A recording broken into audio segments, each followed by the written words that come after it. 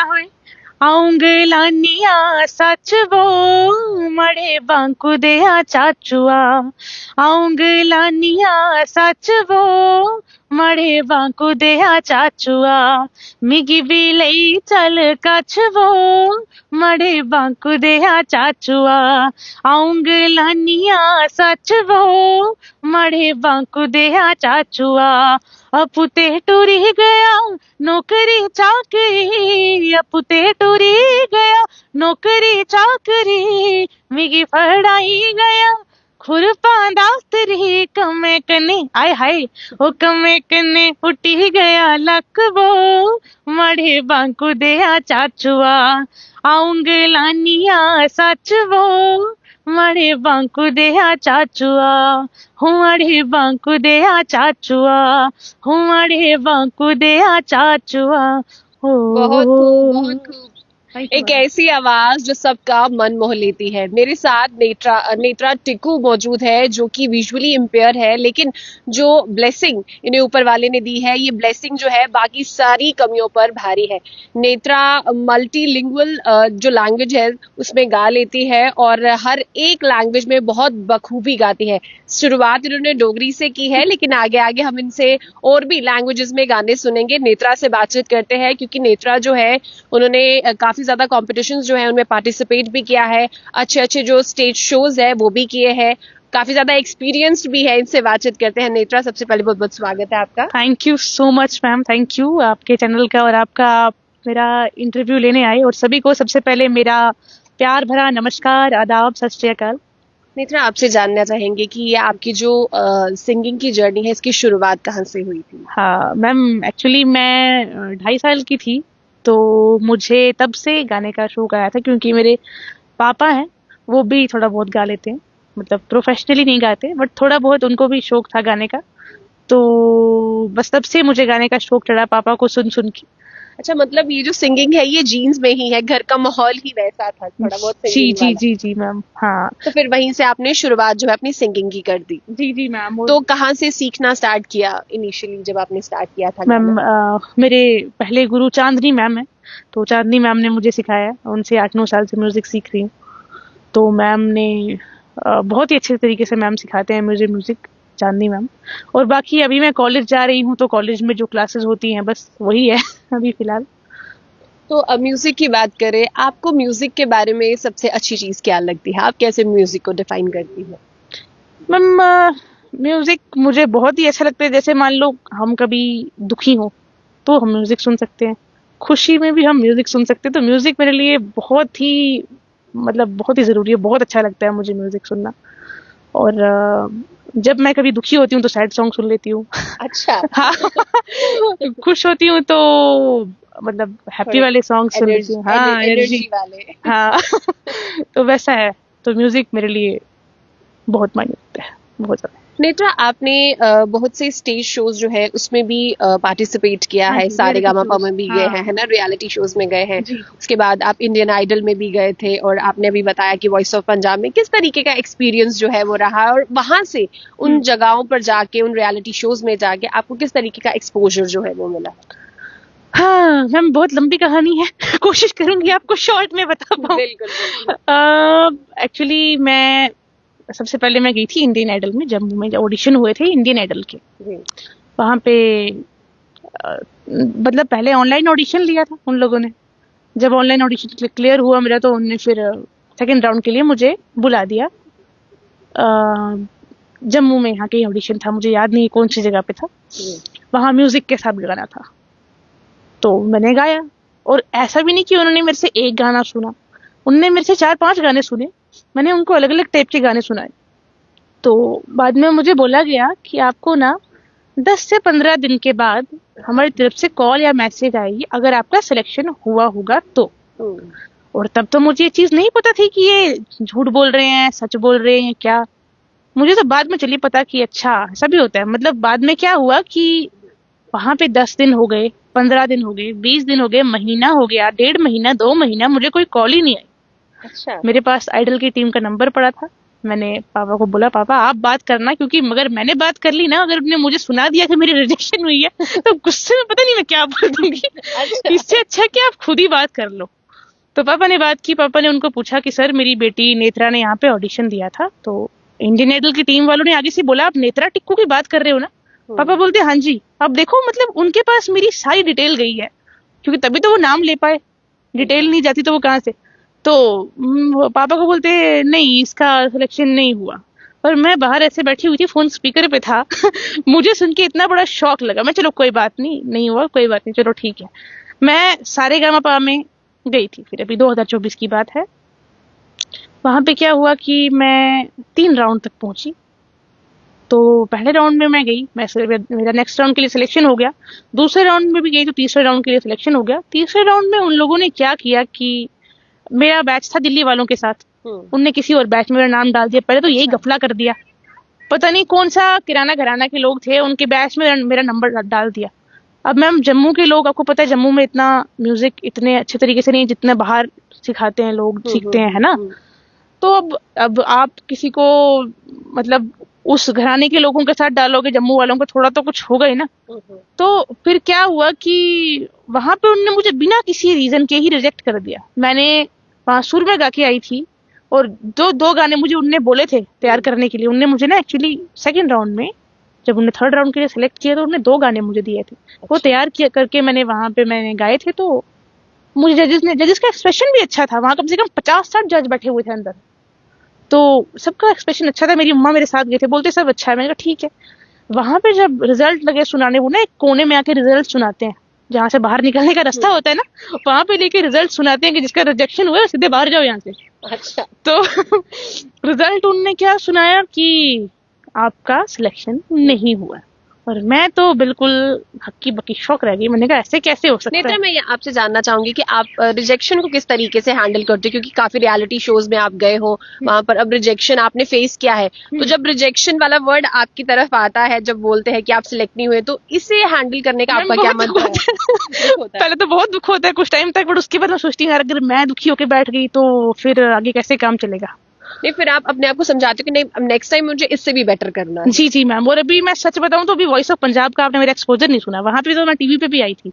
अच्छा। पीटीसी पंजाबी, हाँ। वहां पर आपने पंजाबी सॉन्ग गाया होगा। जी जी जी, वहाँ सतिंदर सरताज जी का, जो मेरे मोस्ट फेवरेट पंजाबी सिंगर है। वैसे वो तो आई थिंक सबके फेवरेट सिंगर है और मेरे भी हैं, तो मैं चाहूंगी कि आप उनका गाना सुनाइए। हाँ, पहले गाना सुनाती हूँ फिर आपको स्टोरी बताती हूँ। सॉरी मैंने उनका सज्जन राजी सॉन्ग गाया था, बहुत फेमस सॉन्ग है। प्यार हुंदा फुल्लां तो मलूक सोहणिया, जिवें हुंदी मोरनी दी कोक सोहणिया, दूर किते जंगलां च नचदी फिरे, शहर तक सुन जांदी हुक सोहणिया।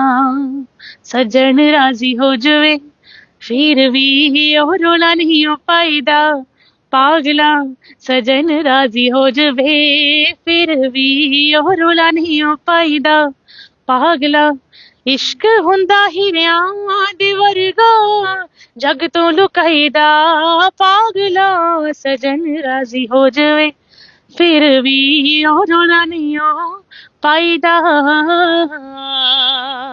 ए रमज़िल कोलवी मूर्खा दिला दा बूहा टोलवी, ओ मूर्खा राता तो खाब खोलवी, मूर्खा ते गीतां च परोलवी, मूर्खा सुरां नू जरा छोलवी, सरताज दा नहीं ओ गाईदा, पागला सुरां नू जरा छोलवी, सरताज दा नहीं ओ गाईदा, पागला इश्क हुंदा हीरियां दे वर्गा, ताड़ी नू बजाईदा, पागला सजन राजी हो जावे फिर भी ओ रुला नहीं हो पाईदा। बहुत खूब, बहुत खूब। नेत्रा, आप सोशल मीडिया हैंडलर्स चलाते हैं, हाँ हाँ, तो अब बताएं हमारे व्यूअर्स को कि कहाँ कहाँ पर नेत्रा उन्हें मिल सकती है, कहाँ कहाँ जी। पर वो नेत्रा को फॉलो कर सकते हैं। हाँ, मैं बताती हूँ। मैं फेसबुक, इंस्टाग्राम, यूट्यूब पे आपको मिल जाऊंगी। यूट्यूब पे, इंस्टाग्राम पे, फेसबुक पे हर जगह सेम ही नाम है, नेत्रा टिक्कू के नाम से है। तो मैं बता देती हूँ आपको अपने नाम की स्पेलिंग, आप लोग वहां पे जाके फॉलो कर देना। NETRA TICKOO, नेत्रा टिक्कू के नाम से। इसी नाम से इंस्टाग्राम, फेसबुक, यूट्यूब हर जगह पे आपको मिल जाऊंगी। तो वहां पे जाके फॉलो कर लीजिएगा और वीडियोस देखिए, लाइक शेयर कमेंट कीजिए, अपना बहुत सारा प्यार दीजिए। और मैं बता रही थी वॉइस ऑफ पंजाब की स्टोरी अपनी। तो वहां पे क्या हुआ कि मेन जजेस के पास जाने से पहले प्री ऑडिशंस होते हैं।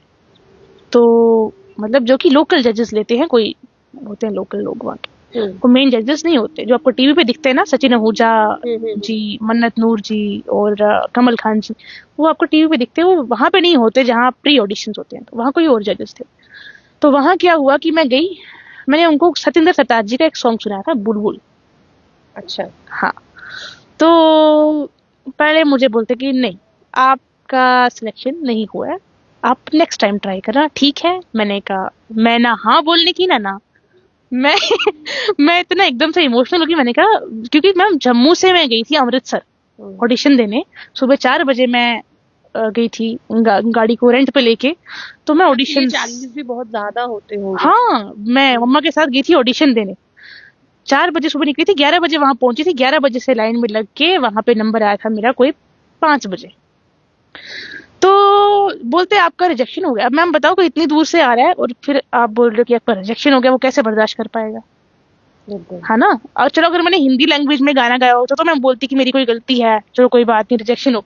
मैंने पंजाबी में, मैंने कहा, मैं थोड़ा इमोशनल हो गई। तो फिर हुआ क्या कि मुझे बोलते नहीं, हम ऐसे ही मजाक कर रहे थे, आप सेकंड राउंड में आ रहे हो और आप जाओ मेन जजेस के पास, अच्छे से परफॉर्म करो जाके। मैं गई वहां पे, सचिन आहूजा जी, मन्नत नूर मैम और कमल खान सर बैठे हुए थे।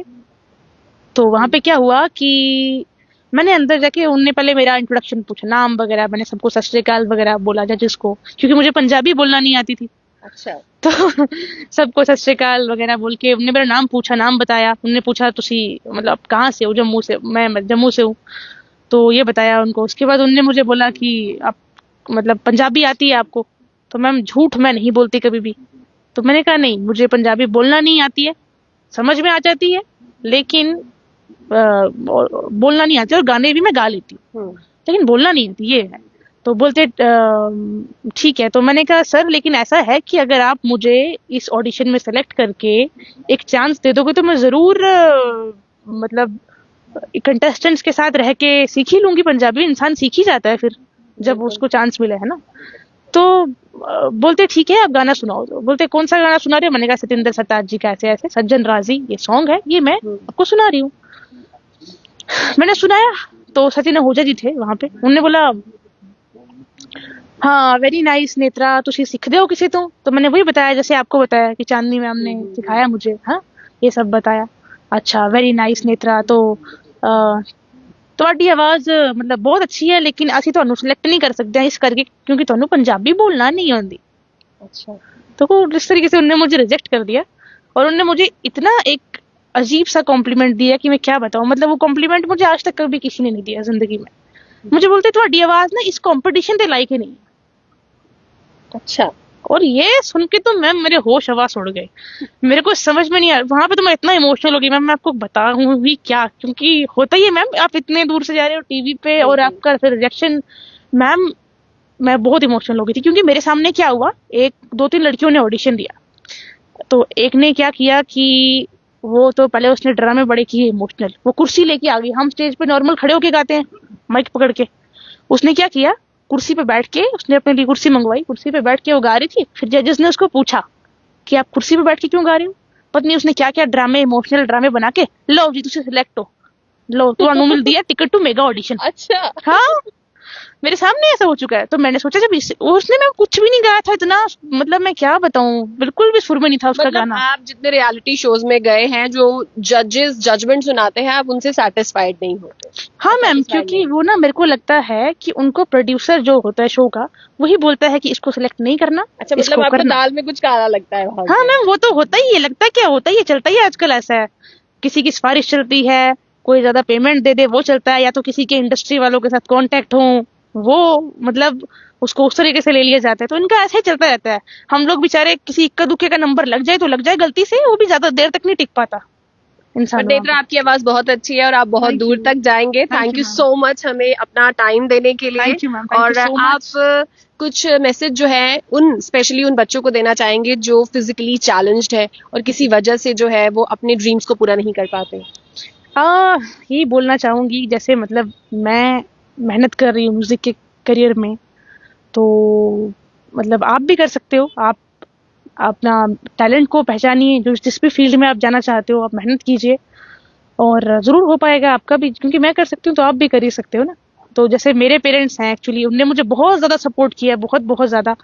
तो पेरेंट्स को भी मैं बोलना चाहती हूँ, जो पेरेंट्स बच्चों के सपोर्ट नहीं करते, प्लीज़ अपने बच्चों को सपोर्ट कीजिए, उनका टैलेंट को आगे लाइए। और अगर वो म्यूज़िक के फील्ड में जाना चाहते हैं तो उनको म्यूज़िक सिखाइए और वो भी ज़रूर आगे आ सकते हैं, ज़रूर।